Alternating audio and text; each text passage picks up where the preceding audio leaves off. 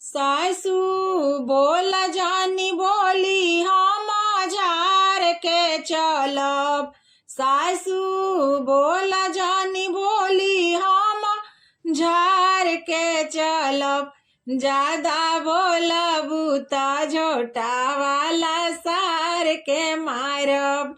ज्यादा बोलबू त झोटा वाला सार के मारब।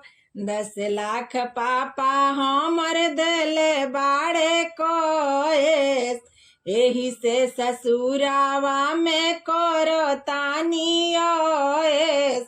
10 लाख पापा हमर देले बाड़े कोएस, एही से ससुरावा में करो तानी ओएस।